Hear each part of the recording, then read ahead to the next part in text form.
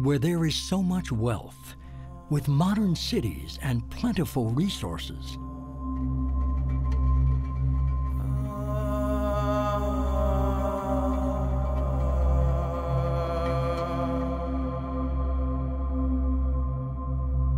how can we still have so much poverty, where so many people must live on less than $1 per day?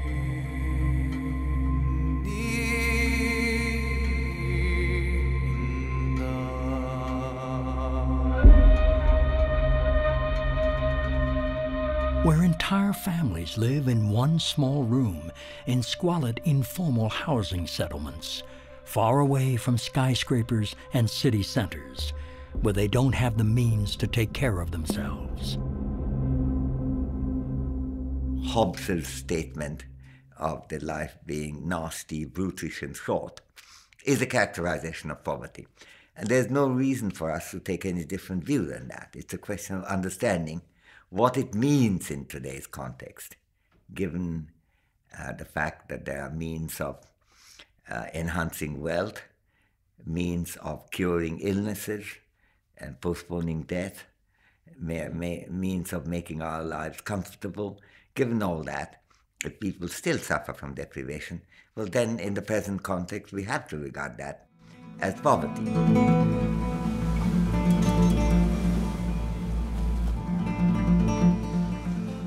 Meu marido está desempregado faz 5 anos e é isso, ele vende água mineral R$1, né? Pra gente sobreviver e a gente... Eu trabalhava fazendo entrega de gás. Eu trabalhava lá em Suape, mas como agora a venda de gás aumentou e os pessoal, a população diminuiu, pronto, aí foram cortando e eu tô aqui vivendo como pode. Antes a gente não morava aqui não, a gente morava na beira da praia. Mas aconteceu um acidente familiar, minha menina faleceu com 9 meses, aí a gente teve que ir pra rua pedir dinheiro para fazer o enterro dela.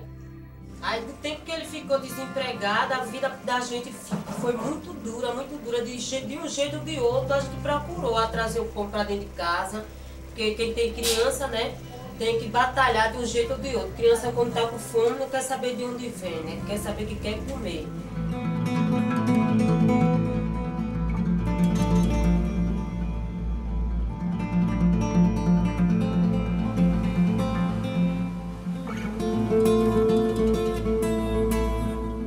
24,000 people die every single day from hunger and hunger-related diseases, at least 24,000. And that doesn't need to happen. We have plenty of resources, so that shouldn't happen. It happens because of the system we've created.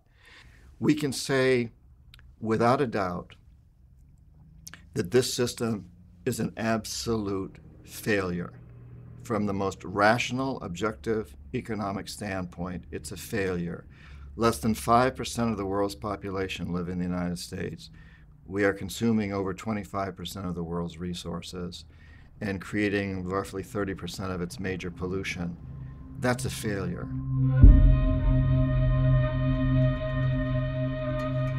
Where do we have to look to understand how it all started?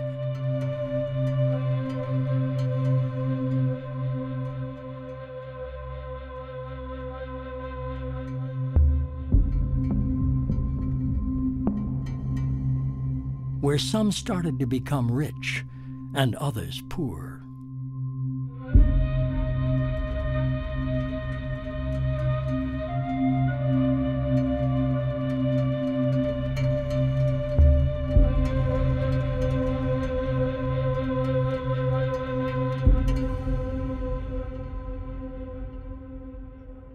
Je pense qu'il y a une date qui est tout à fait clé, c'est 1492, quand, à partir de cette année-là, les Européens interviennent d'une manière tout à fait brutale dans l'histoire des peuples de ce qu'on appelle aujourd'hui les Amériques. À partir de ce moment-là, on peut parler d'une globalisation, d'une mondialisation, parce que à peu près l'ensemble des continents de la planète au cours du XVIe siècle sont connectés les uns aux autres et de manière brutale avec une domination européenne qui va progressivement s'étendre ensuite vers l'Asie et vers l'Afrique. El proceso de construcción de este sistema mundo colonial moderno tiene ya más de 500 años. El sistema capitalista y la era de la modernidad comenzó con el momento en el cual se da la conquista, la colonización, el sometimiento de los pueblos de América por parte de los ibéricos. Y en ese momento comienza un proceso muy sistemático y muy continuado que tiene más de 500 años de expoliación de recursos, que es simultáneamente la colonización de seres humanos y la colonización de la naturaleza.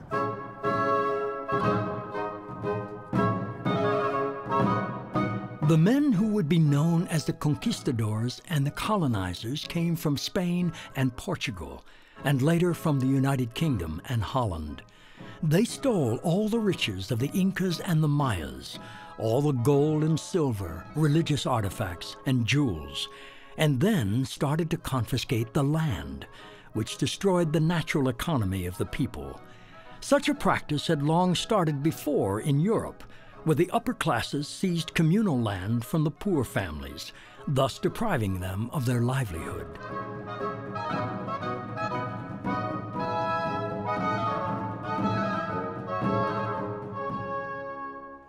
When the British came towards the end of the 19th century, their concern was to justify expropriation of land which did not belong to them. And the way they did it was to use their own legal system. They did this precisely through an advice that was given to the colonial government on the 13th of December 1897 that said that in countries where there is no settled form of government, the land belongs to the Queen of England. Having declared that there was no settled form of government, they appropriated ultimate title to the land. They passed laws that said so, and then they were able to give settlers freehold interest, 999-year leases, and other forms of leasehold. Unas cuantas familias tienen como una gran cantidad de tierras que ni siquiera las producen. Y en desmedro de quién, de los indígenas, de los originarios de estas tierras, que no pueden acceder a esta tierra. ¿Por qué? Porque la ley INRA decía que por cada cabeza de ganado se le otorgaba entre 5 y 50 hectáreas. Es decir, por una cabeza de ganado le pueden justificar 50 hectáreas de tierra. Entonces, son tierras que ni siquiera se producen, son tierras de engorde que le dicen aquí, que lo único que hacen es hacer que estas personas puedan enriquecerse más a costa de estas tierras sin producirlas. Entonces estamos viendo ese tema, se está trabajando mucho y son los latifundios, grandes latifundios que vienen desde la época de la colonia, ¿no? Que se ha ido reproduciendo este sistema.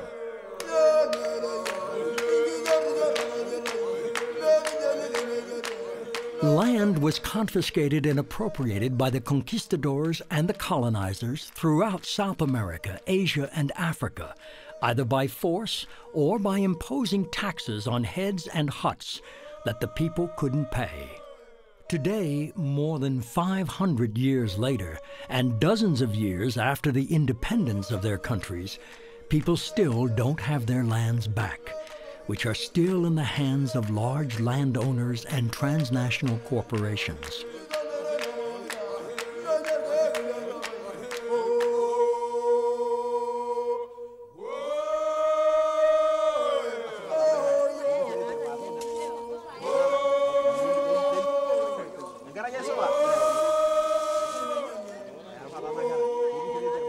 Yo kan kajar masa ni negara pakai tungan aku bulu retangkishu apa gitu tolo papa tayok ni toki aku ore dua apa yo kermasa na tungan aku lemme yo lo ni jai toki leng kereta ko ngkishu yo lo ontari do ngkishu do na narama taro ngkishu ore apa ke do ta doko ya ko na rishata na kata nikiti no apa ke yo ora apa kabele to mapeti yo lashimpana na ko ba ke na manya yo ora pa ina kata neponu irmaasai nitaini irmaasai tekinopop peetumi apa atun ena toki apa najo paratiram nitaini apa tekinopop neponuni neerari irmaasai pookin omeshomo aapuo anyikaki noo magadi suda mpaka orpolosie tine. Ore ake enakata pee eishari enkitoria ooloibor netii apake ilapa tasati nkishu napalenkenye na ore dia apa peeponu nerokuni olotenti olo ake olopurro olchambai oloibung'ita Biblia. Toliki.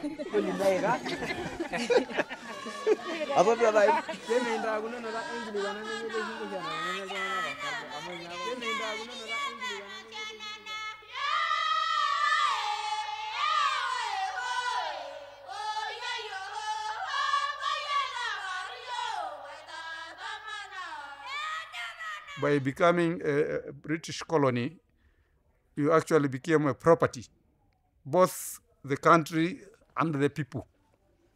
And if you look at history, they were not, the natives were not recognized as human beings. So all of you are total property of the empire. In the particular district I come from, the natives refused to work in those plantations. And if they come to work, they come in their own terms. Sometimes they won't come. So, and that's why we introduced the labor laws through the Kipande system. Kipande system is a system of registration where every male, the moment you turn 16, you have to have a labor record.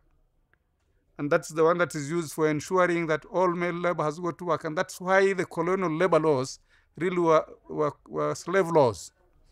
Realmente en el siglo XXI vemos que todavía hay familias cautivas. Nosotros les decimos cautivas o empatronadas, pero son esclavas. Esa es la forma de decirlas. Son esclavas porque no reciben una remuneración por su trabajo. Son deudas que se transmiten de generación en generación. Las personas no pueden salir de la hacienda porque tienen una deuda con el patrón. Y no solamente es la persona, sino es su grupo familiar. Los niños trabajan, no van a la escuela porque deben trabajar. ¿A cambio de qué? De nada, solamente de la alimentación.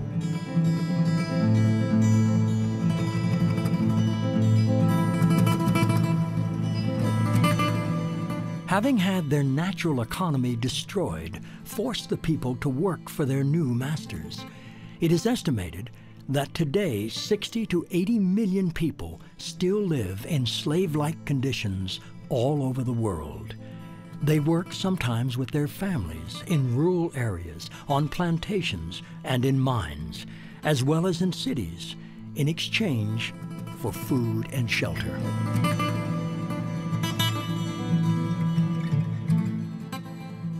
São Paulo is the largest state that produces ethanol in Brazil, and at the same time is the richest state. And just to give you an example, last year 17 workers died in the space where they work.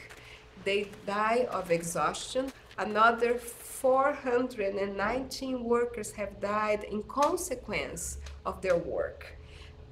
In addition to several cases of slave labor in the sugarcane workers that the Ministry of Labor has been registered. A visão que os empresários têm do trabalhador é ainda a visão de escravo. Eles não se desvencilharam. Hoje eles têm uma vida, uma acumulação muito mais fácil do que quando era o período do trabalho escravo, né? Porque o escravo, digamos, o patrão era dono do escravo, então ele tem que cuidar do escravo, ele tem que cuidar da saúde do escravo, ele tem que cuidar da alimentação do escravo, ele tem que cuidar da moradia, mesmo na senzala, mas ele tinha que cuidar. Hoje o patrão não tem nenhuma preocupação com essa, ele encosta o caminhão, né, na periferia da cidade, o caminhão enche, devolve, ele não tem nenhuma preocupação mais.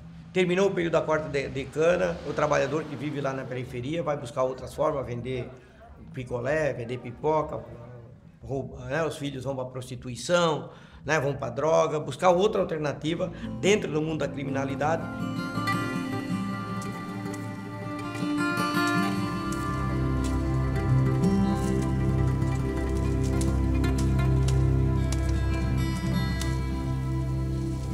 Chegamos aqui, a gente viemos com uma boa promessa para aqui, né? Que ia ter aqui tudo em dia, garrafa, bota, tudo em ordem. Quando a gente chegamos aqui, não encontramos. Entendeu? Para se levantar aqui de 1h da madrugada. O fogo não é bom mesmo, porque é 4 bocas de fogo para cozinhar para bem 80 pessoas. Tem que se levantar de 1h da madrugada para fazer o café, porque senão a gente tem que tomar café. E a água que a gente toma banho lá só tem ferrugem. A gente toma banho hoje, no outro dia a gente já está doente. E a gente para receber o material, como recebendo de pouco a pouco. no chapéu, depois veio as botas, e assim mesmo ainda tem gente aqui que trabalha descalço, porque não tem o material completo. Faz 4 meses que eu trabalho nessa firma, nessa usina, e eles pegaram minha carteira profissional e não me entregaram ainda. Eu já falei com todo tipo de chefe, ele fica só me cozinhando e não me dá minha carteira de volta. Mas sempre as horas de chegar é 3h30, tem gente que chega de 4, mas de 2h30 para as 3 estamos chegando no barco. Para eu poder ganhar uma diária por dia, eu tenho que cortar 40 braças até 32 braças quando está essa cana aqui forte desse jeito. Até 32 braças pelo salário. Se eu não cortar, eu não ganho um salário não. Dá R$12,34.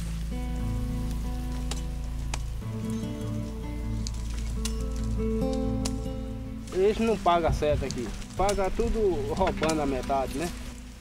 Não, o que a gente come é fuba mesmo, que é o comer do pobre. Né? Fuba, às vezes uma bolacha que a gente traz, né? Compra. E o feijão mesmo, quando deixa para a cozinheira, tem muito que deixa. Eu mesmo tenho 6 filhos, e o que eu ganho aqui, se eu for comer tudo aqui, eu vou para casa sem nada. O problema é o seguinte, o problema é porque ele arruma tem a casa para morada, né? Porque hoje em dia o pobre que não tem uma casa para morar, que estiver pagando aluguel, ele é um pobre de esmola, entendeu? Ele é mesmo que um congelado. Porque hoje em dia quem tem uma casinha para morar, 4 para ver debaixo sem pagar aluguel, ele pode dizer que é rico. E isso realmente é o que tem. Porque a pessoa trabalhando nisso aqui não tem condição de ganhar a vida. Desse jeito, é por isso que o mundo é empestado de ladrão. É modo disso, matando a pessoa. Emprego.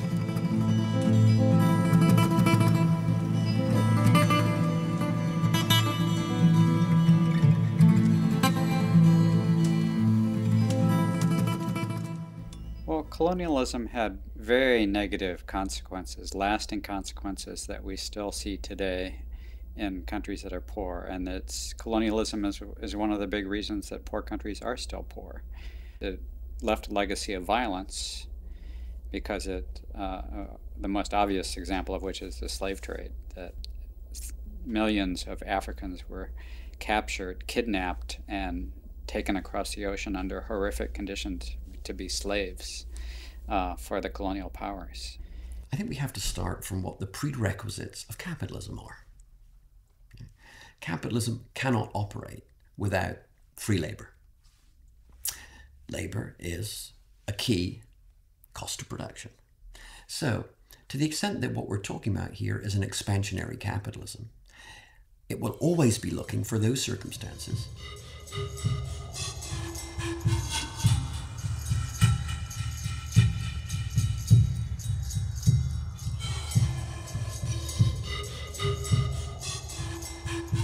The European empires were built on riches stolen from the colonies and on cheap or free labor provided by the slaves. The gold mines of Brazil and the silver mines of Bolivia, like Potosi, provided the European empires with the initial capital needed to start and finance their industrial revolutions. The fortunes created were so huge that the hill of Potosi was soon represented as the Virgin Mary in religious art. The Pope himself gave Africa to the Portuguese crown and South America to the Spanish. But the Spanish Empire was so indebted because of its holy war against Islam that these riches benefited its creditors in Northern Europe instead. La transferencia de recursos que hubo en esa época, de recursos de oro, pero fundamentalmente de plata, pero también de los llamados vegetales preciosos, sobre todo la caña de azúcar, fue una condición vital de la acumulación de riqueza que se dio en los Países Bajos, que se dio en el Reino Unido y que fue una condición de la extraordinaria riqueza que sirvió de punto de partida para el proyecto colonial inglés y para la revolución industrial, para las dos cosas simultáneamente. La Hollande, c'était un pays d'1 million d'habitants, dans une région absolument pas favorable, avec à peu près aucune richesse naturelle. Et la thèse des néoclassiques ou des néolibéraux, c'est de dire, mais voilà, c'est bien la preuve. Un peuple élu, finalement, mené par la religion protestante, dans les conditions les plus adverses, devient un des plus riches de la planète. Et donc c'est qu'il a adopté un système économique supérieur au système des autres.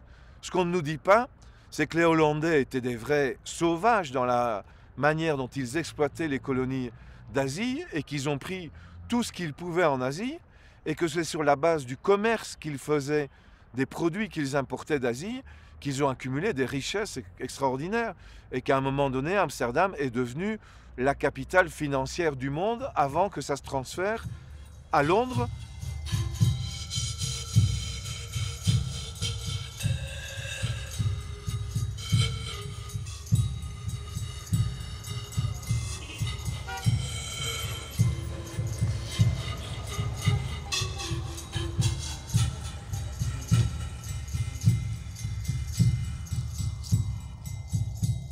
In Bolivia, in the bowels of the richest mine in South America, the miners of Potosi have built a museum to honor the memory of their ancestors and their loss. Y una ley que pone muy malo para nosotros se llamaba la mita. La mita consistía en trabajar dentro de la mina por 6 meses sin salir al exterior. Las personas tenían que dormir, tenían que comer y trabajar dentro de la mina sin salir al exterior. Por eso muchas personas han muerto trabajando en las minas. Hay un escritor, Eduardo Galeano, que dice: con toda esta plata que se fue de Potosí, que salió de este cerro, era posible construir un puente de Potosí a España. Entonces imagínense cuánta plata ha salido de esta montaña. Y este hombre dice, se hubiera construido otro puente de Potosí a España con puros huesos de personas que han muerto en las minas. O sea, más de 8 millones, de acuerdo a la historia, más de 8 millones de personas han muerto, ¿no? Antes, como no había dinamita, no había mucha tecnología, era muy importante mano de obra. Por eso los españoles empezaron a traer esclavos negros del África para trabajar en las minas, pero también tenían problemas grandes por la altura, el frío, trabajo duro, mala alimentación. Entonces los españoles han decidido llevar a estos esclavos negros a los yungas de La Paz, donde producían hojas de coca, frutas, bananas, naranja, etc. También arroz, café. Por eso en Potosí no hay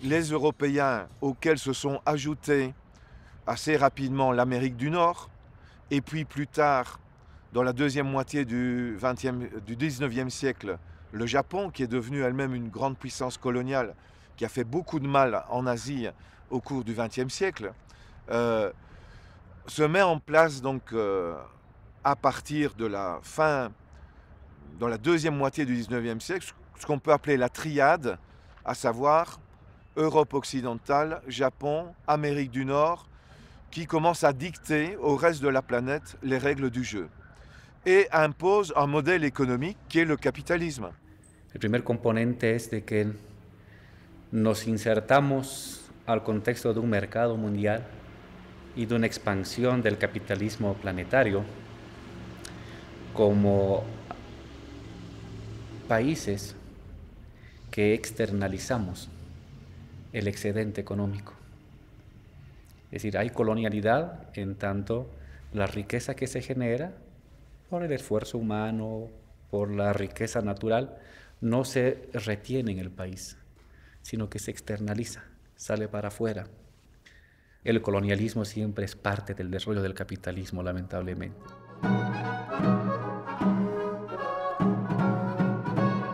To maintain this level of wealth extraction, the conquerors needed to keep their colonies in a state of dependency. They assigned a function to each country or region as the producer of certain minerals or a certain crop, like tea, coffee, cocoa, or sugarcane, that could be exported back to the mother country. This imposed monoculture plunged these countries into a locked economy and into a state of total dependency. The survival of their people now depended on the goodwill of the motherland, from which they had to import food.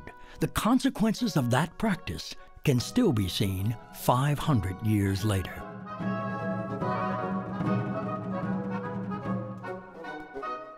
Dada ya la liberación de independencia, no hubo liberación económica, porque nosotros dejamos de ser una colonia de España para ser una colonia de los ingleses primero y después una colonia de los Estados Unidos de Norteamérica. Durante todo el siglo XIX, Venezuela siguió siendo un país exportador de café y de cacao. Para finales del siglo XIX se da la segunda revolución industrial en el mundo. Y sabiendo que ya en Venezuela existía el petróleo, cuando los colonizadores llegaron encontraron a los indígenas utilizando petróleo, solo que lo utilizaban como medicina o lo utilizaban para hacer reparaciones a los barcos. Y entonces Venezuela sí se hace más importante. Ya no va a ser un país agrícola, sino un país minero, minero petrolero. Our government needs to stop thinking of Brazil as a colony. You know, the policies we have right now are the same as we had in the period of colonization. You know, over and over in history, what was the function in Brazil in the international economy was to produce cheap goods for the North. Before, at the beginning, was sugar. Now we are back to the sugarcane production. Then it was coffee. Then it was gold. You know, we are always producing cheap, basic materials for the North. Significa que, em primeiro lugar, os recursos naturais do Brasil e de qualquer país do mundo, nós devemos utilizá-los para resolver o problema da alimentação do próprio povo, já que aqui no Brasil existem 50 milhões de pessoas que passam fome todos os dias. E nós continuamos a importar leite da Europa, arroz da Tailândia e outros bens de consumo da Argentina, do Uruguai e do Chile, o que é uma vergonha para o povo brasileiro. Pare primo la canoa, que me parece que llora el pescador allá en la orilla, si le matan la semilla. Yo sí, cabeza de 8 familias, o sea, entre 8, mi esposa y 5 hijos y 3 nietos. Una niña necesita atención médica seguido, pues. Necesitaba una escuela especial y donde vivíamos se hacía demasiado imposible, pues. Porque todo el tiempo he trabajado en la agricultura y he vivido de la agricultura. Entonces conseguimos este terrenito acá y bueno, poco a poco, como hemos ido pudiendo, hicimos la casita. Hemos ido sembrando árboles frutales y todo. Tengo trabajando en la agricultura 47 años. De esos 47 años fui perseguido hasta hace 7 años. Porque éramos perseguidos por la misma gente del gobierno, que entonces mandaban la guardia, mandaban los otros cuerpos al Ministerio del Ambiente. Mira, tengo bastantes vecinos, compañeros de trabajo pues, de la agricultura, que fueron metidos como vulgares delincuentes 48 días presos por trabajar la tierra. Entonces te digo, ahí habíamos alrededor de 600 familias y quedan 6 familias. ¿Qué te digo? Ellos querían sacar todo lo que se llama agricultura para puro importar. Lo salvará su conciencia y en eso me ha puesto el alma. Lo salvará su conciencia y en eso me ha puesto el alma.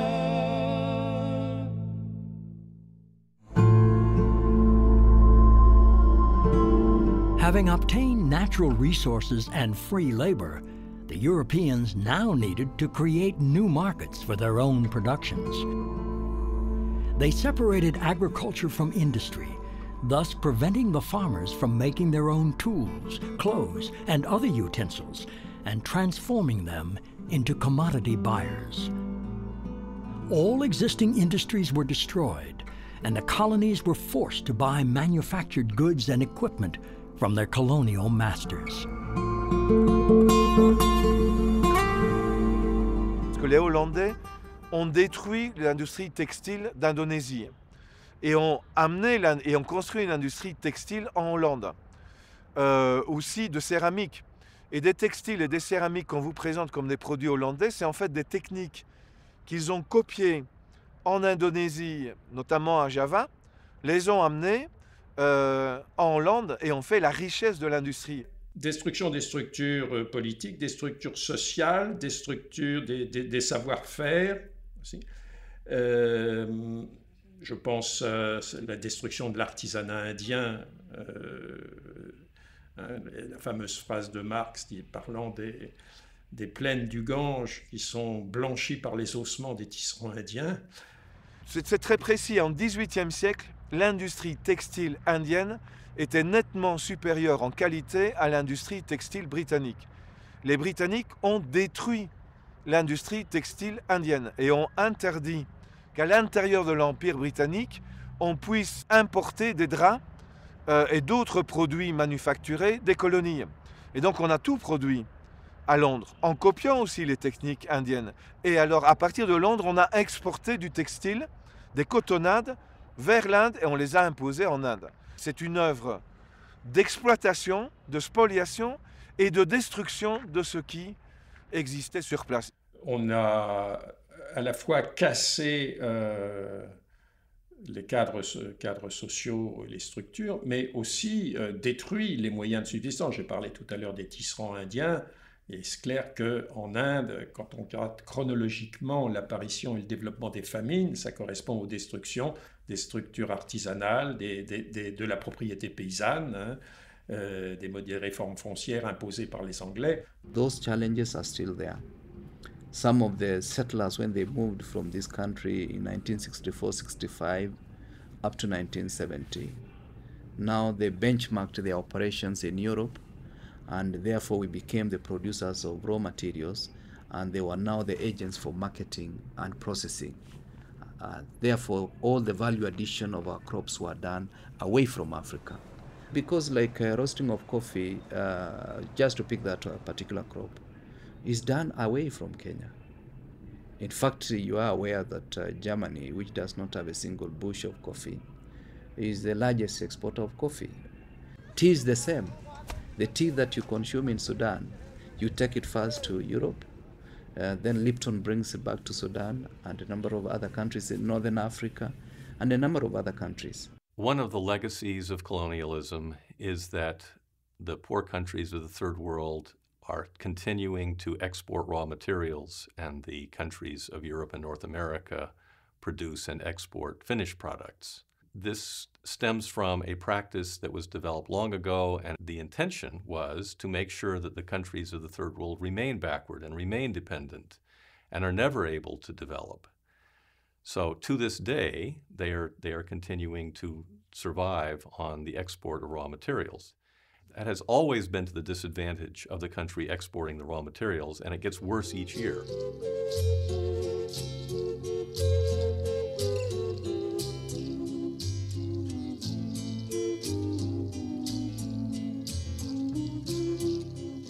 The main legacy of the colonizers was the change in mentality, religion, and culture.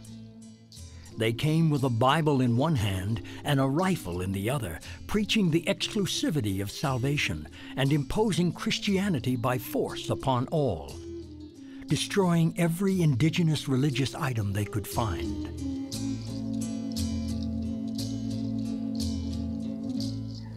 Bien, hablando de la colonia, es un poco doloroso recordar esto. Desde ese momento hemos olvidado nuestra cultura, nuestra lengua, nuestro idioma, nuestra escritura. Por entonces los aymaras somos más antes, llegaron los incas, en esa época había una cultura muy diferente y teníamos nuestra propia escritura que eran los quipus y actualmente eso se ha perdido, no lo tenemos, nos los han robado. ¿Para qué? ¿Para qué nos han robado? Para someter a su capricho, a ser servientes de ellos.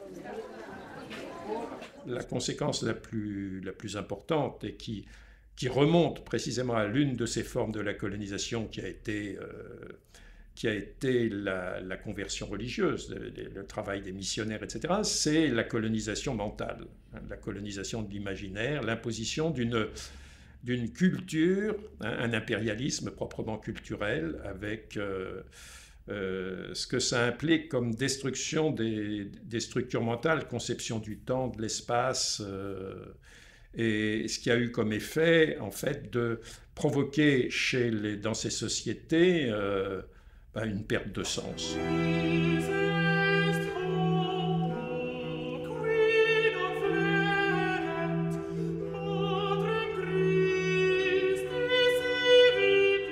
The conquistadors and the colonizers introduced the concept of superiority in terms of race and culture, in which the indigenous people were considered objects destined by God to slave for the white man.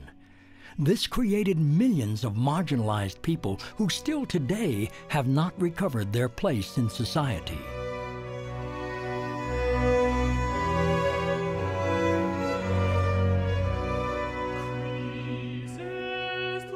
During colonial times, no equality would be tolerated between the white man and the colored one, either in church or in state.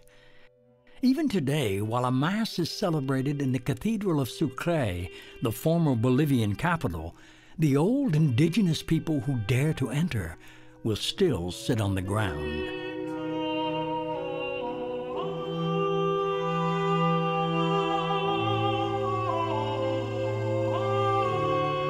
At the same time, in the next-door chapel built for the indigenous people, a local band tries to recapture their lost culture and tradition.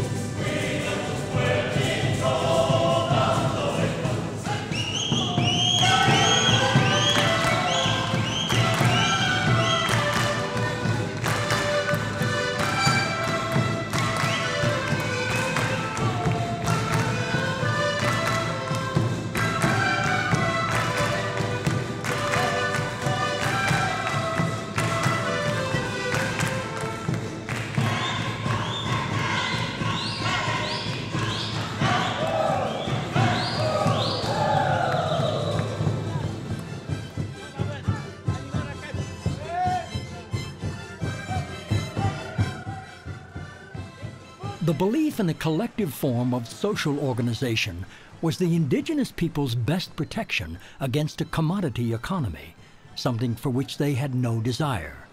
They believed in a communal property and public utility, where the assets of the group were shared by all.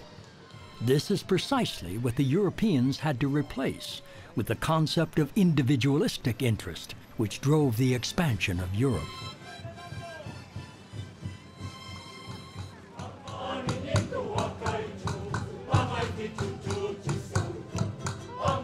Part of the purpose of Europeans in the early age of exploration was to take Christianity to people around the world. At the same time this was developing, a new form of Christianity was emerging that was very individualistic, and this was closely associated with an individualistic view of property. There had always been some element of private use, of individual families using property, but it was always tied to some communal affiliation. With the modern idea of private property, it meant that someone could use property without any obligation, any reciprocal relationship to community. You owned it, you could use it any way you wanted, and you didn't owe anyone anything. In a sense, this was a system of everyone for himself, and you could say this is the beginning of capitalism. So during this period, we have a marriage of a religious idea of individualism with the idea of individualism in owning private property. I mean, you may not be able to abolish poverty and have usher in the golden age by just saying, eradicate private property, everything will be all right. That won't work, and we have to recognize that it won't work, and the temptation to go in that direction may have to be restrained by realism. But at the same time, it's important to understand that those who were asking for that were not asking out of a fad. They had a real issue in mind, that inequality of property and ownership is a cause of inequality of divided fortunes in our lives.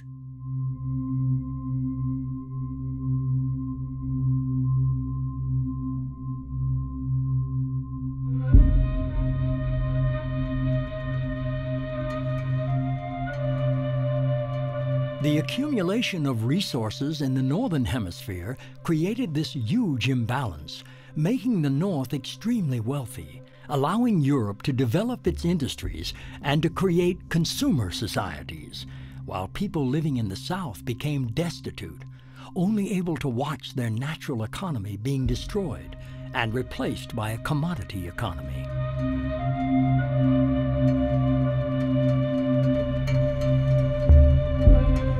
Preconditions for capitalism, the labor and market and strategic resources, are all about the process of primitive accumulation. You have to dispossess in differing ways to do all of those things. You can only get someone to work in a factory if they don't have access to land. That's a dispossession. Something can only become a market if it's taken out of a non-market context. Something has to be bought and sold. It can only be a strategic resource precisely if, in fact, you exploit that resource.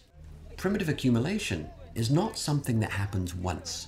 It happened in this way under specific circumstances in Brazil in the 16th century. But primitive accumulation is recursive. It happens time and time again under different sorts of conditions. Of course, there's an enormous amount of hype about this, but the reality is, of course, we're no less dependent on key strategic resources now than we were in 1890. And it's not just about oil, it's about a whole raft of key minerals and resources that are absolutely indispensable. The resources of the South are fundamental to development in the North, and therefore the manner in which access and control of those resources are determined becomes crucial for the North. That is where the battle has always been. It's been there for over a century. It continues to be there. And particularly when it comes to subterranean resources. I mean, just look around you. Why did the Angolan War take that long? Or the Congo? Why aren't we interested in what's going on in Somalia? Because there is nothing to expropriate there, but there's something to expropriate in Sudan, in the Congo, in Angola, and in various places. So the resource war it will continue. Samba triste das incertas madrugadas. Samba triste. Que eu moro nesse barraco, falta 2.000 para pagar. Estou aleijada da minha perna, não sou mentirosa, eu sou uma negra trabalhadeira, eu trabalhei em vários cantos. E hoje em dia, olha, eu vivo assim, ó, desse jeito. Meu pai, onde você estiver, me ajude, falta 2.000 para pagar esse barco, que eu estava dormindo no meio da rua com meus filhos. Eu sou uma negra guerreira e trabalhadeira, eu não estou em condição de pagar. Meu marido compra o leite dela, ele passa o dia todo pegando o carro no sol quente. Tem vezes que ele fica sem comer lá. A gente gasta assim, a faixa de R$25 por semana, para comprar leite, comprar fralda, comprar remédio, comprar as coisas para dentro de casa. E o leite custa R$5, o leite 5 e a massa 5. Samba triste de São Paulo na neblina. Muita gente que não tem um pão de cada dia em casa, não é isso? É, sou tapioqueira, me parece, mãe. Eu tô em casa, né? É? Ai, quando tá fraca, eu vendo 10, vendo 7, tá entendendo? Às vezes só vendo 2, às vezes não vendo nada e volto. A de coco é R$1 e a de queijo um pouco é R$1,50. Não, a vida da gente é sempre assim, a gente não tem trabalho, ganha uma verba muito pouca e assim vai passando até o dia que Deus quiser e o povo grande, né? Das incertas madrugadas, samba triste, ecos de passos nas calçadas, samba triste de São Paulo na neblina. À partir de la fin de la Seconde Guerre mondiale, on a commencé à mettre fin aux empires.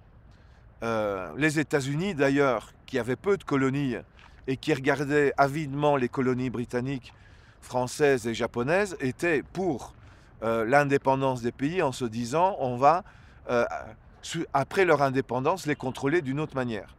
Et c'est effectivement ce qui se passe aujourd'hui. Les pays sont formellement, politiquement indépendants, ils ont leur propre gouvernement, mais ils sont dans un ensemble institutionnel qui réintroduit une forme de néocolonialisme, puisque toute une série de politiques qui sont appliquées dans les pays du Sud, endettés, sont dictées à partir de Washington, du siège de la Banque mondiale, du Fonds monétaire international, ou doivent se soumettre aux règles adoptées dans le cadre de l'Organisation mondiale du commerce basée à Genève.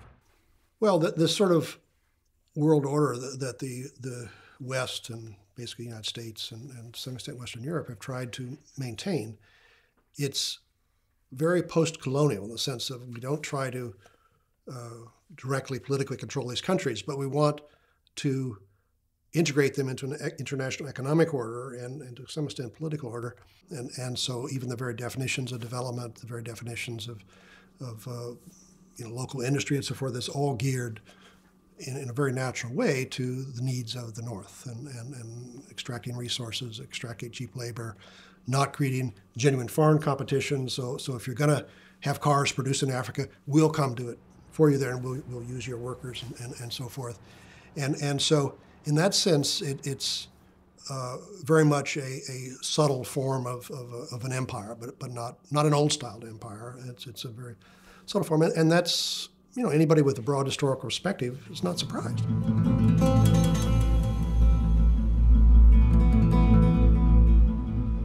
When the countries of the South won their independence, the accumulated debts of the colonial powers used to open new markets were transferred to the newly formed governments in total violation of international laws. The only solution offered by the North was more debt with extremely high interest in order to repay the initial one.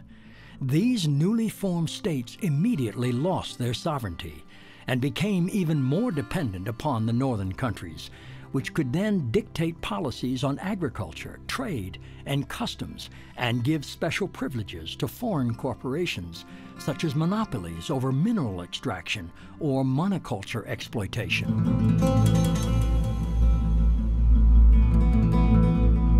Les États indépendants sont nés avec une dette dès le départ, qui a permis à la Banque mondiale de leur dire « Vous nous devez quelque chose, vous allez suivre nos conseils et on va vous dire comment vous développer ». Et alors là, on est dans les années 60. Et la Banque mondiale dit aux pays du Sud « Endettez-vous un maximum pour construire de grandes infrastructures de manière à exporter vers le marché mondial vos richesses naturelles. McNamara, qui est devenu président de la Banque mondiale à partir de 1968, il lance l'idée qu'il faut combattre la pauvreté, mais en même temps, il faut soutenir d'énormes projets. Le barrage d'Inga sur le Bas-Congo, des méga projets énergétiques qui vont augmenter encore l'endettement des pays du Sud. We will identify a country, usually a developing country, that has resources we covet, our corporations covet, like oil. And then we arrange a huge loan to that country from the World Bank or one of its sister organizations. Now, most everybody in our country believes that that loan is going to help poor people. It isn't.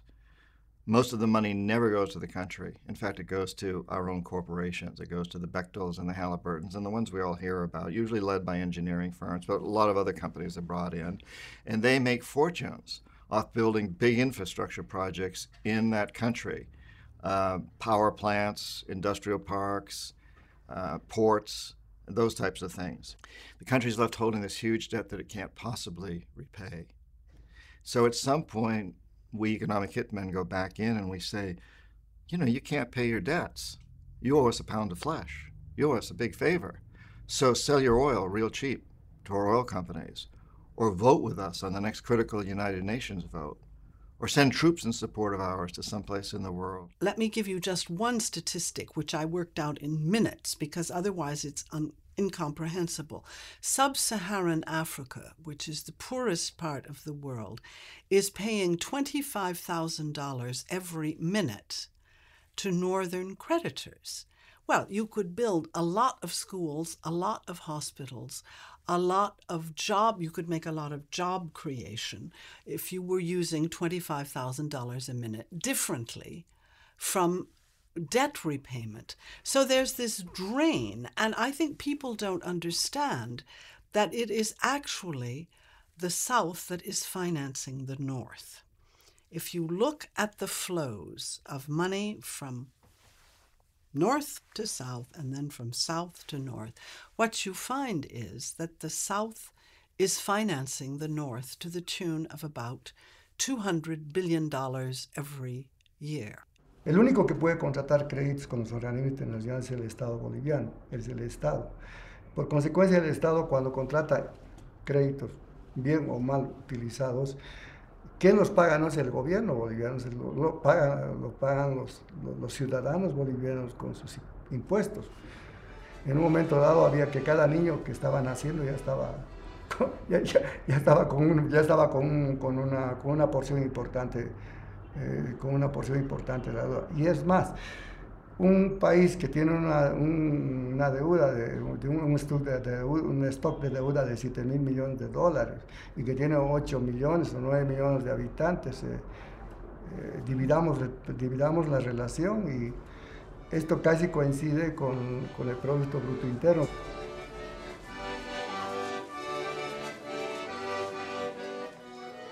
By analyzing poverty into those three elements, I think we can also begin to understand why poverty is so much more extreme in third world countries in the South than it is in the first world countries in the North.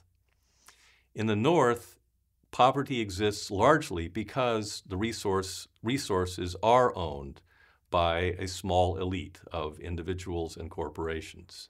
In the South, the same is true. The resource division is equally skewed towards a small elite. But the South also faces the continuing problem of unbalanced trade and the problem of debt.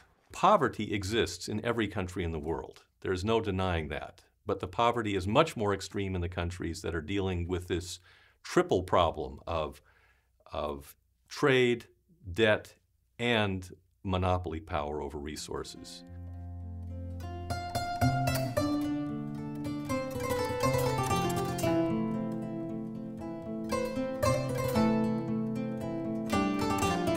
By the beginning of the 20th century, the entire Third World had been split up among the powers of the North. The two world wars forced the North to create new tools to stabilize the now global economy. The IMF and the World Bank were created with such an agenda, but rapidly they turned their focus toward the Third World, where new leaders trying to bring economic independence to their countries had emerged. The reaction was swift and used all the tools available to bring these countries back to their previous role, like the loans of the World Bank and the structural adjustment programs of the IMF. These would later lead to the crises in Latin America, Asia, and Russia, and plunge millions below the poverty line. This new U.S.-born economic model became known as neoliberalism, and the set of policies used to enforce it became the Washington Consensus, which forced all economies to let the market govern everything. El proyecto neoliberal es un proyecto de transformación profunda de estas sociedades. El neoliberalismo en América Latina significó una recomposición de sectores productivos, significó una reducción del mercado interno, significó un proceso profundo de desindustrialización, produjo una reinserción de la economía de América Latina y una reprimarización de la producción en América Latina, donde las nuevas formas de inserción fueron nuevamente formas de inserción características de las formas del imperialismo clásico, que era fundamentalmente de materias primas. The Washington Consensus was a set of policies that was a consensus between 15th Street in Washington and 19th. 15th Street is where U.S. Treasury is, 18th is where the World Bank, 19th is where the IMF. It was not a consensus among the developing countries. It was a consensus among a relatively small group of people who had a particular mindset, and a particular mindset during the period. You have to remember that Reagan was president of the United States, Thatcher was leader in the UK, a very conservative mindset that didn't reflect good economic policy, economic theory, as I would understand good economic theory. It had a particular political view of economics. The Washington Consensus had four key strands. First of all, capital account liberalization. Secondly, trade liberalization. Thirdly, reduce your taxes, stimulate growth, follow the Laffer curve, a bit like following the yellow brick road. It led nowhere at all, but tax revenues went south for most developing countries, particularly in Africa. The fourth strand of the Washington Consensus was sell off your state's assets. And in most cases, they were sold off so badly, and the fees that were paid to World Bank consultants and all of the Western consultants involved were so astronomical that the end price that many developing countries got for their sales were minimal. All of the public companies, whether they had to do with investing in agriculture or whether they were public telephone companies or public whatever, roads companies, or all of that, or nearly all, has had to be privatized. So there again, you get an opportunity for private companies to extract wealth.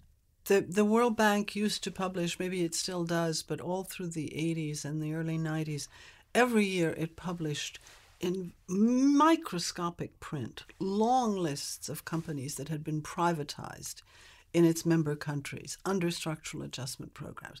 And every year, I counted them approximately. It was sort of 1,300 to 1,500 companies a year. They were sometimes bought by local elites. They were often, particularly the larger ones, bought by our own transnational corporations. Bolivia became the lab rat. Bolivia was absolutely the chief test lab in South America for these policies of privatization, market fundamentalism, the things that led to the water revolt, that led to all of these issues here in Bolivia. And that's really the trajectory of how Bolivia got here historically. En el caso de las líneas, de tren, de la línea férrea, prácticamente han desaparecido. Después de que se ha privatizado, después de que se ha capitalizado. Hoy día no tenemos, por lo menos en el occidente, no hay más trenes.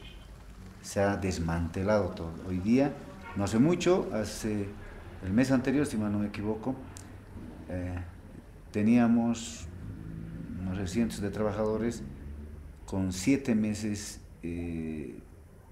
7 meses impago. O sea, se ha destruido el país, esa es la consecuencia de la privatización.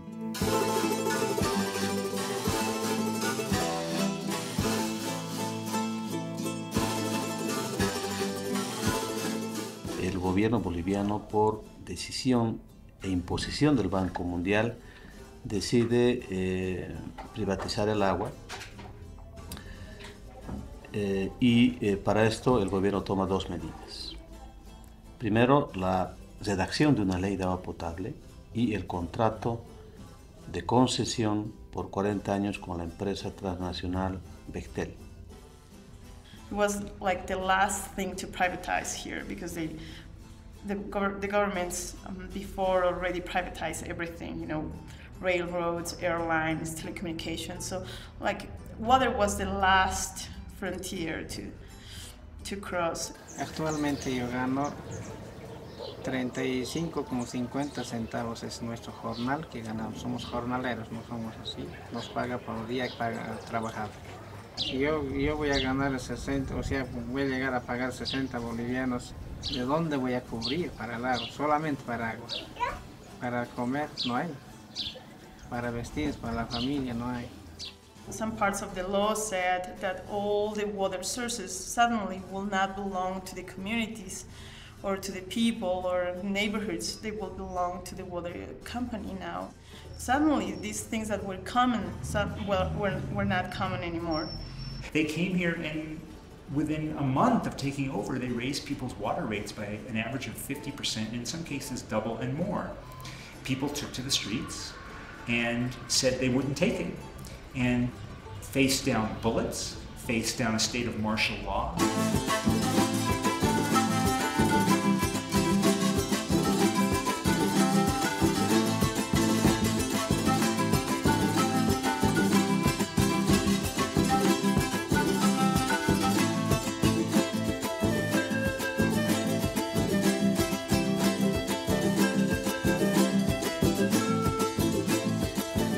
Ese llamado no solamente afectaba a las cooperativas o los pozos de agua, sino que también estaba incluyendo en las aguas de lluvia inclusive.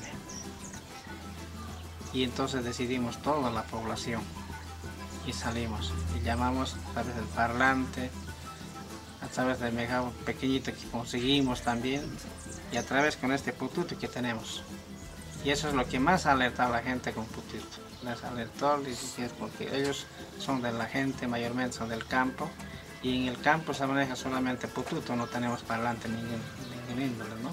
La guerra del agua viene de las áreas rurales, viene no solamente de esa agresión del capital transnacional, del Banco Mundial, de los gobiernos neoliberales hacia el patrimonio colectivo de la gente, sino ante todo esta privatización es una especie de, digamos, de aberración a nuestra concepción y particularmente la concepción que tienen las comunidades originarias, las comunidades campesinas, de que el agua es la sangre de la Pachamama.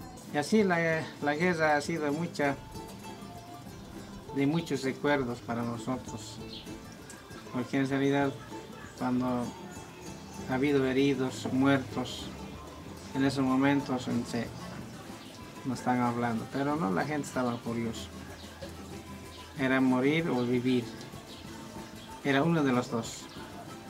En realidad, para mí, no se podía dejar, digamos, para nuestros hijos, hijos de mis hijos también, dejarlos así, porque todos vivimos del agua.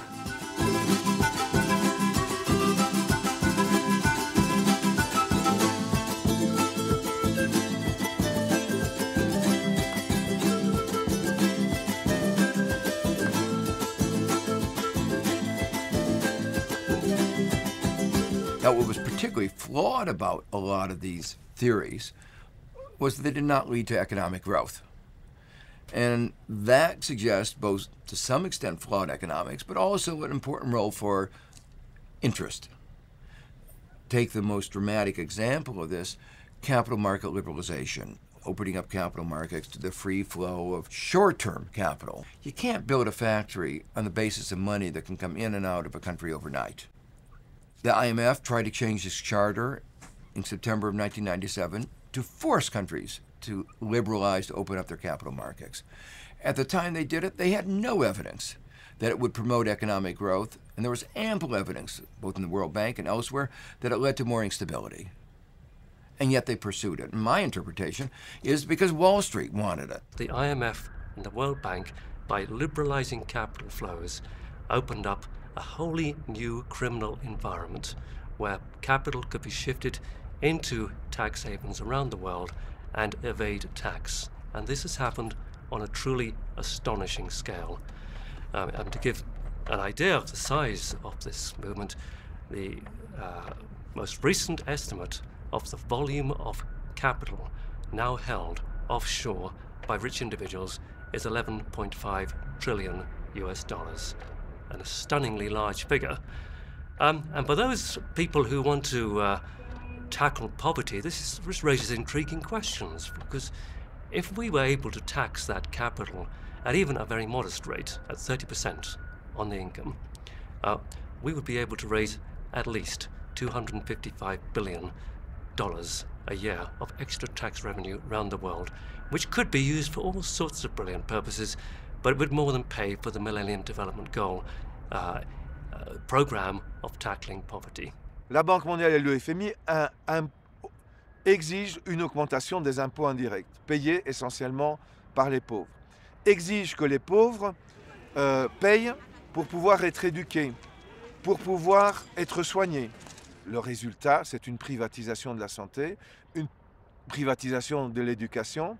Le résultat, c'est que dans beaucoup de pays d'Afrique, quelqu'un arrive à l'hôpital dans des conditions dramatiques et on le met dans la salle d'attente tant que la famille n'a pas réuni l'argent pour payer la salle d'opération.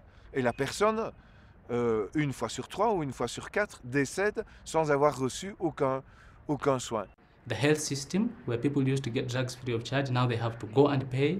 Even where I come from myself, I see people who are not able to go to hospital. They die of simple things like malaria because they cannot afford to pay the small fee that is required to run the hospitals. This used to be run by the government, but the World Bank insisted that the wage bill is too high and that the government has to reduce its expenditure, and reducing expenditure meant ignoring majority of the people.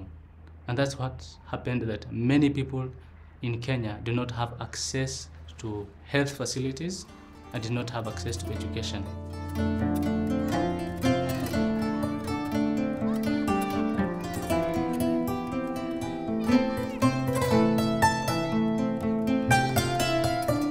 We are 3 children.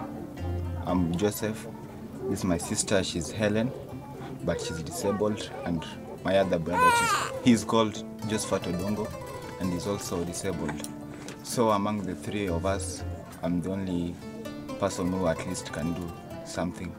I'm not at school because I'm supposed to pay 4,000 for the exam fees and 10,000 for the school fees, and my mom is earning 3,000, so I'm still at home. I cannot get the money.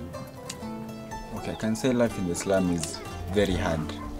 Okay, sometimes we do go without even eating supper now. The small that we have, we do share among ourselves. Some people are eating 3 meals per day, and for you can just have 1 meal a day. And also when you go to school, you know, we have different types of people. And also there's some discrimination there because you know, you're not of the same class with the other students. I do feel discriminated because you can find like the things which they're having compared to what you have. They'll just laugh at you because you're just a slum dweller. Let's say when someone is sick, even going to the hospital, it's very hard and to buy the medicine. So maybe he'll just stay at home and take some tablets from the shop for around 10 shillings, and we cannot afford to go to the hospital.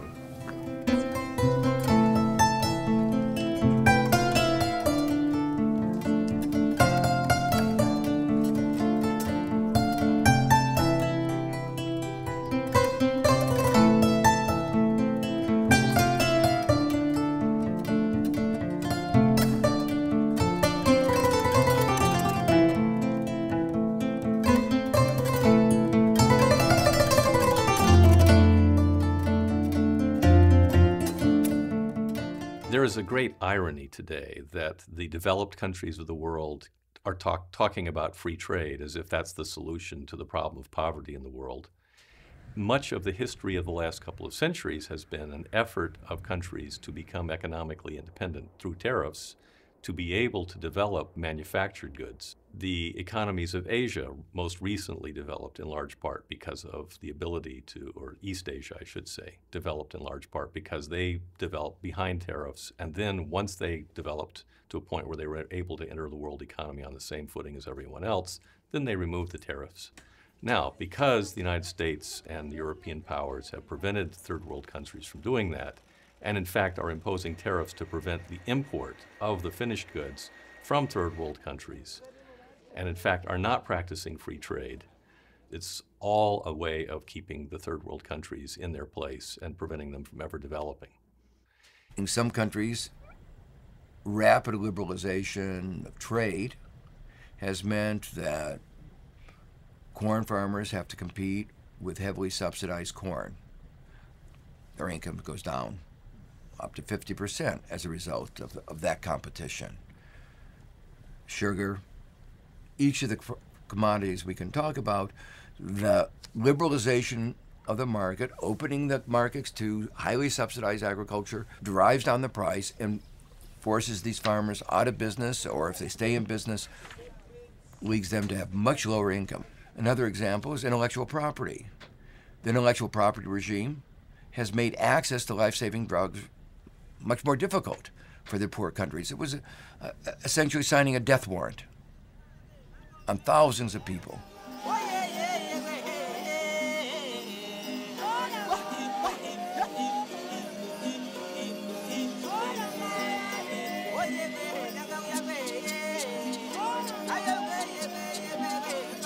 These people you see over here, they are pastoralists and agriculturalists.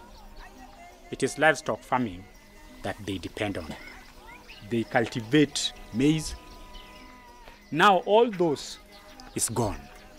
Now, come the year 2003, they told us that government is coming to invest here. Instead of seeing government, we saw a very unique company. This is a company from USA, Edmond, Oklahoma, USA. The company is called Dominion Group of Companies. This company is investing here, is in collaboration with Kenya government to invest here.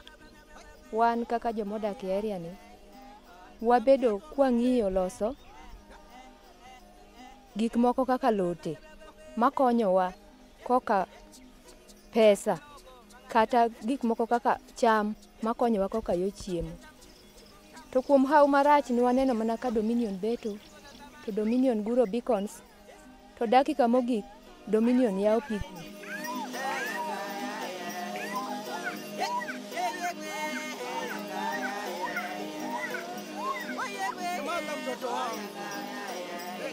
Kaka an ne pi opong'o ka kaluwore gi pi Dominion modonjo nyaka e ot makoro chuna mondo miya adar kendo achak adhi kamachielo. Hii yote ilikuwa chakula huku, wote paka huku kulikuwa chakula. Sasa hii vyote vimeenda na maji. Tokiso pidho tonyo weno biro maduong' ero mogoli ero.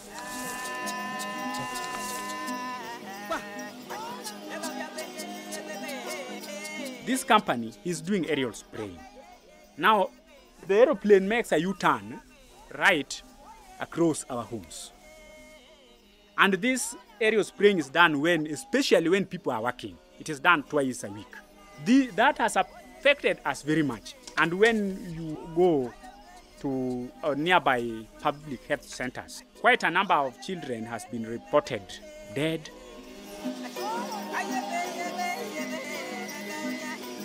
Donge kane pi biro ne nyaka winj koyo, malaria, nobet mang'eny, suna, jamba be ne othote nikech kaka ne pi odonjo mopong'o jamni e duol. Jamni go othote, maonge kata achiel modong'. And it's quite unfortunate that what he produces there, the little that he produces there, are not sold to us. They are ferried to America. They are taken back to America. So we, the local people, the land is ours. We gain nothing from that land. It is the American government gaining, and maybe some corrupt government officials. So we are now subjected to a life of servitude in our own ancestral land. And we don't feel like moving away from that land. This is our ancestral land, and whatsoever we won't move out of this land.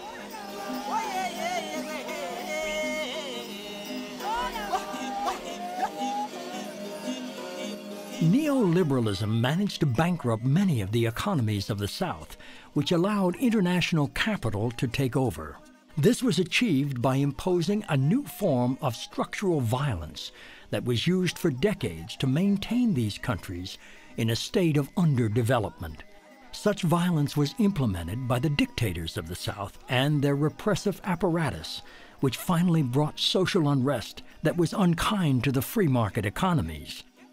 The special agents and economic hitmen were born and became the new, less visible means to maintain such control over the globe's resources.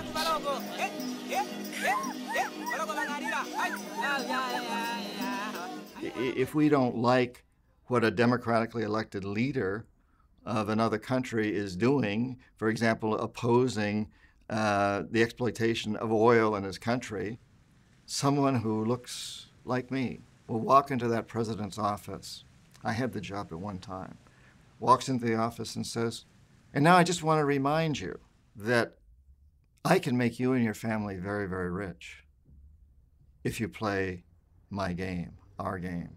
Or I can see to it that you're thrown out of office or assassinated if you decide to fulfill your campaign promises. And usually it's said a little more subtly than that because there may be a tape recorder listening. But they get the message because every one of those presidents knows what happened to Arbenz of Guatemala and Allende of Chile and Roldos of Ecuador and Lumumba of the Congo and Torrijos and on. The list is very long of presidents that we have had thrown out or assassinated. There's no question about that. And they all know this. So we perpetuate the system that way. Here you offer from this pocket, you offer a few $100 million, corruption. Or from this pocket, you offer subversives, jackals, to go in and overthrow the government or assassinate the president. And this has happened time and time and time again. Usually the economic hitmen are successful, so we don't need to send in the jackals. But on those occasions when we're not successful, as for me, I failed with Omar Torrijos in Panama and Jaime Roldos in Ecuador. And so the jackals were sent in and assassinated these men. In fact, the CIA was the private army of the president, being used for highly dubious, virtually invariably disastrous interventions in other people's countries, starting with the overthrow of the Iranian government in 1953 for the sake of the British Petroleum Company. We declared that the elected prime minister of Iran, Mohammad Mossadegh, was a communist. The Pope would have been a better candidate. That is to say, that he was simply trying to regain some control over Iranian oil assets, and the British wanted him out and talked Eisenhower into doing the dirty work. We did the same thing in Iraq under Qasem, who was a very popular president of Iraq and decided that he wanted to get more of the profits from Iraqi oil to go to the Iraqi people, not to the foreign companies. So we decided he had to go. He had to be assassinated. We sent an assassination team in the early 60s. It was headed by a young man at the time who failed and got wounded in the process and had to flee the country. That was Saddam Hussein. He was our hired assassin. He failed, so the CIA went in directly and had Qasem publicly executed on Iraqi television and put Saddam's family in power. There is no question that over the years, the government has used its imperial apparatus for economic purposes, for the advantage of American firms. Perhaps The best examples are the United Fruit Company in Central America, and that is after the overthrow of the government of Guatemala in 1954 by brutal, very brutal means against a small and defenseless country. Over the years leading to civil war, police repression, at least 200,000 Guatemalan civilians have lost their lives. All of this was done because the United Fruit Company objected to some rather modest proposals for land reform. You could carry it on to the CIA's intervention against Allende in order to bring to power probably the most odious military dictator in the Cold War period, General Pinochet. Here the interests were primarily of IT&T Company. They participated closely, that is International Telephone and Telegraph, participated closely with the CIA in financing and funding and plotting the coup against Salvador Allende. Also equally in Chile, the mining interests of the big copper firms. One of the things that American imperial power has long been used in Latin America in order to protect the interest of extractive industries in very poor countries such as Bolivia, places of that sort. On the very few instances when neither the economic hitmen nor the jackals are successful, then and only then do we send in the military. And this is what happened in Iraq. You know, the economic hitmen were unable to bring Saddam Hussein around. The jackals were unable to take him out. He had very loyal guards and he had look-alike doubles, so it was difficult to take him out. And so we sent in the military. Iraq represents an instance of what I've called military neoliberalism. It represents an attempt now to push forward the American neoliberal project, previously attempted to be secured through hegemonic consensual means militarily. It's as if the United States is using classic late 19th century gunboat diplomacy to break down the doors of markets, to push forward its agenda. So that's how I see it. Not that it's not about oil at all, but this isn't in any simple sense about getting that black stuff.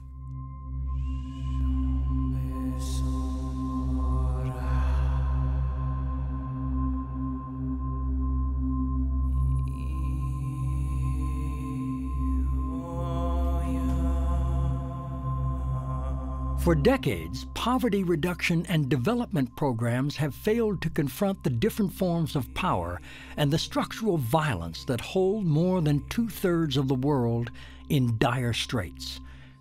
Our chosen economic model has created a global situation in which today, less than 25% of the world's population uses more than 80% of the planet's resources, while creating 70% of its pollution.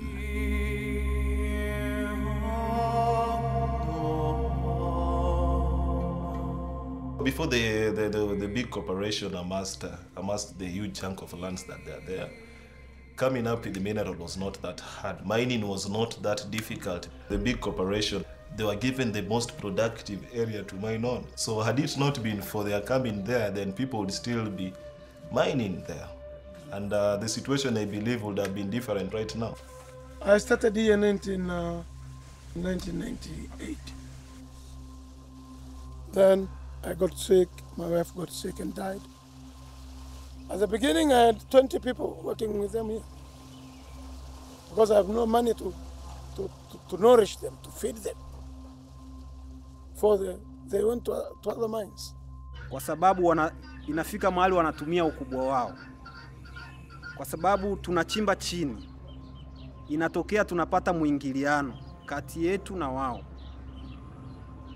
Na tukipata muingiliano, kama itatokea bahati mbaya sisi tumeingia kwao, ni mawili. Unaweza ukapigwa risasi, unaweza ukakamatwa, ukafungwa, ukapelekwa jela. Sasa yani, na wakati kama tungekuwa na mahusiano mazuri, kwa vile kule ni chini na hatuonani, tungekuwa tunakaa pamoja tunaangalia kwamba nani kazidi huku, tunapata usuluhisho. When the World Bank and the IMF were really putting pressures on developing nations, they were coming with conditions. You need to do this, you need to do this so that we can give you aid. You have to allow investors to come in and help you people to create jobs. That's actually not giving jobs to the locals, so that's where the problem is. What they're trying to do is to demoralize us, as to eradicate us totally from the mining sector. The mining fields that are holding right now belong to the locals. So once you take something from somebody, then you leave him with nothing. It means that people have been left in, people are being impoverished here severely by the coming of the big companies here. A lot of money has been siphoned out of the country as a result of this trade. So the money that would have been otherwise used for the locals here is being siphoned in some foreign countries.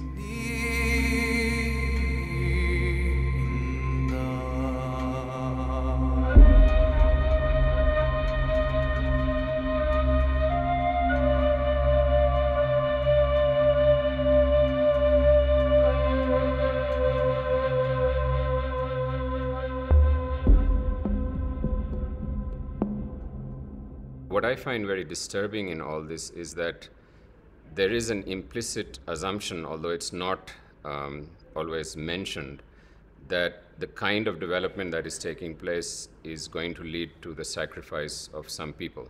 So there is a very dangerous kind of an assumption, and we see it actually happening on the ground, that many people will have to suffer, many people will have to be forced into homelessness, landlessness, some will have to die, because we are following a particular economic model. And we will get to those people when we will get to them. So I think the old concepts of trickle-down theory, the old concepts of growth for the sake of growth are all very much alive. And this is very disturbing because we have evidence from around the world, whether you look at Latin America or Africa or Asia, that these policies have not worked. How is it possible to explain the paradox of poverty? How is it that in countries in which there is growing wealth, there are actually more poor people than there were before? In short, how is it that we can explain why trickle-down economics does not work? Why doesn't wealth trickle down from the rich to the poor? There are a fixed amount of natural resources in the world, and those who own the resources, land, air, water, and so on, are able to charge higher and higher prices for them as an economy develops. In order to understand that, I think it would be useful to consider a fictitious example of what would happen if we lived in a society in which there was only one oasis that had all the water, which everyone had to come for their water supply. If a single person owned that water supply, that oasis, we would all be forced to pay as much money as we were able to for that water. Now, further imagine that if you lived in that society and you were having to pay huge amounts for some resource that could in fact be owned by all because it came from nature, and there's no particular reason for one person to own it. After a while, or perhaps even in short order, you would begin to feel intense resentment, and you would begin discussing among your fellows, what should we do about this? And you can imagine that there would in fact be an eruption of violence as people began to try to overthrow the people who owned that resource and take it. You take away their resources so you can have it, so what do they get left? And as time goes on and that resource no longer is so valuable, gold, nobody really cares that much about gold these days, which is what the conquistadores were after. But today, those same countries, a lot of them have oil. And so we took away all their gold, we destroyed their cultures, and now we're saying, and now oil's the big one, and we're going to take that too, or gas, or whatever, or water, whatever. And yeah, you perpetuate this terrible system of poverty and the system of desperation and anger. Terrorism is directly linked to our policies with resources. In a number of these countries, the governments are authoritarian, are dictators, and they're supported by the West because we think that this is the way to protect our access to the resources. And for the population, they've associated dictator and the West. It's very interesting that if you look at the societies with the least equal distribution of income, they tend to be the most violent. There's a very small correlation between absolute poverty and crime. There's a strong correlation between unequal income distribution and crime. So you look at the poorest societies, they're not at all the ones that are the most violent. It's the ones that have the biggest discrepancy in incomes that are the most violent.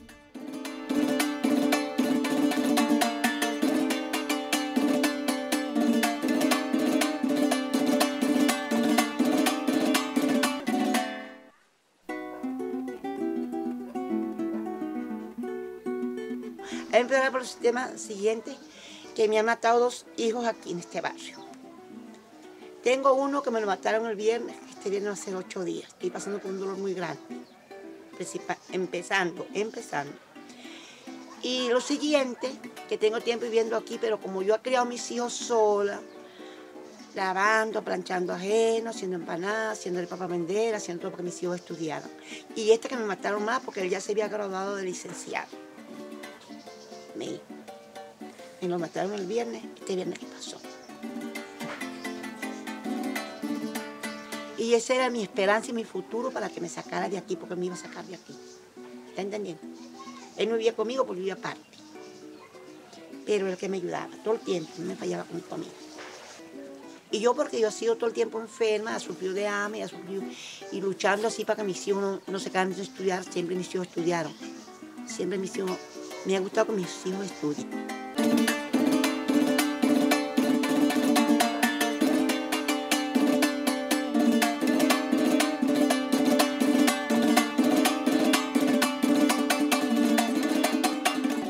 Poverty in the world cannot possibly be eliminated unless the poor themselves say, we insist on justice, not charity.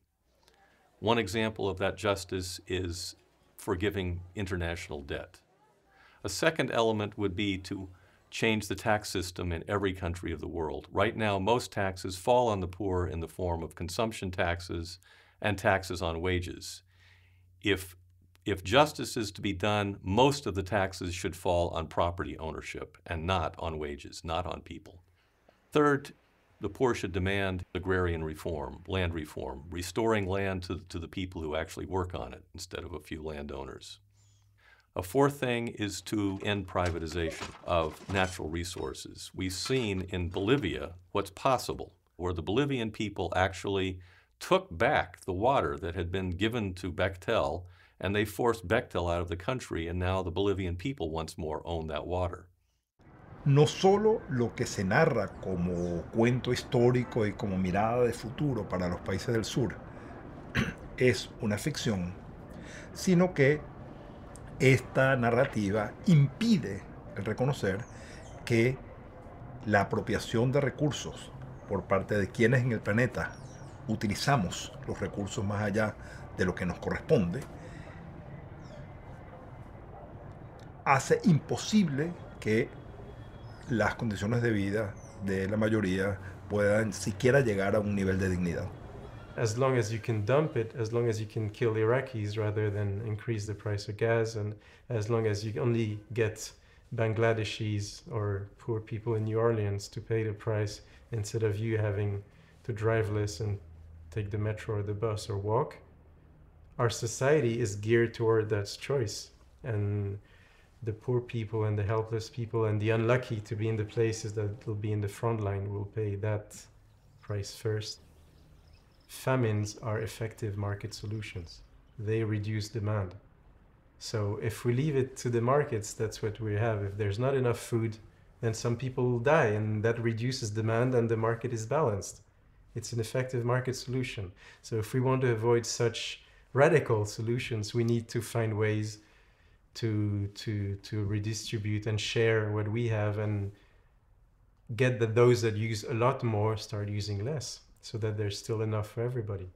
The resources of nature are given to all of us, and yet a handful of people and corporations have control of them, oil companies being a prime example that everyone is familiar with. If we could enable everyone to benefit from those resources, we could end poverty. And the way to do that is by restoring the idea of the commons. It means that the value that is currently gotten from those resources, that is currently being privatized in the hands of the corporate shareholders of oil companies or mining companies or real estate syndicates and so on, instead of it being privatized, it would be made available, be shared by all. That's basically what the commons means.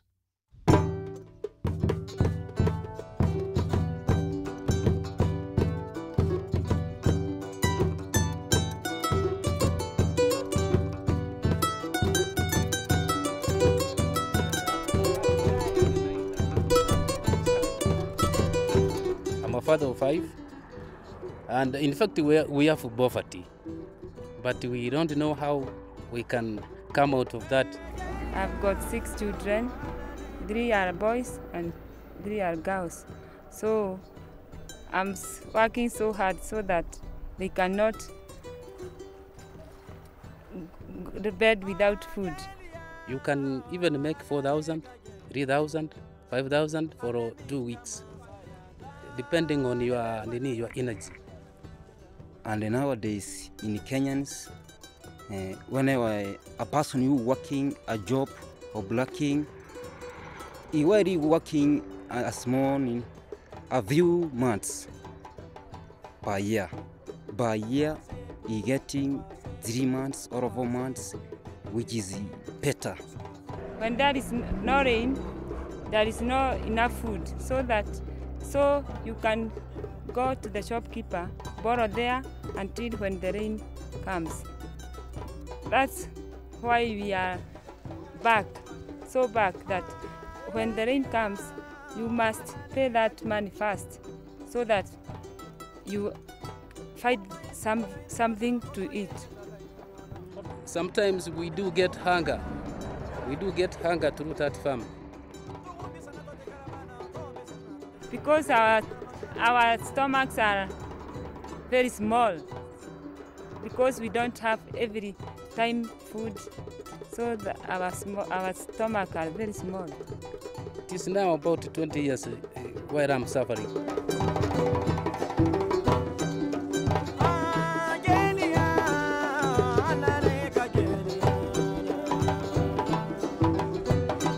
Our chosen economic system always was, and still is, financed by the poor.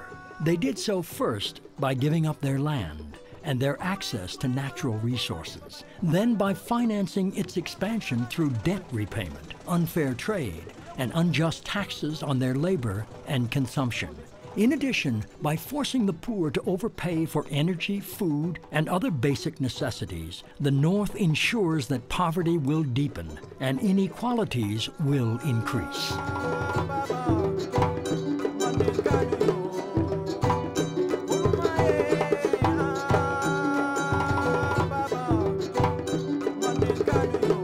Il s'agit de sortir de la croissance comme du sous-développement, c'est-à-dire, bien évidemment, notre décroissance, au sens où notre réduction de la pression de notre mode de vie sur les écosystèmes est la condition pour qu'eux puissent avoir un poids plus élevé. Vous pensez qu'à l'heure actuelle, si tout le monde vivait comme les Américains, il faudrait 6 planètes, mais si tout le monde vivait comme les Burkinabés, un dixième de planète suffirait. Donc, pour que les Burkinabés puissent légitimement consommer une empreinte écologique soutenable, il faudrait qu'on consomme moins, puisque d'ores et déjà, on dépasse, en moyenne mondiale, on dépasse d'environ 30% la capacité de régénération de la biosphère.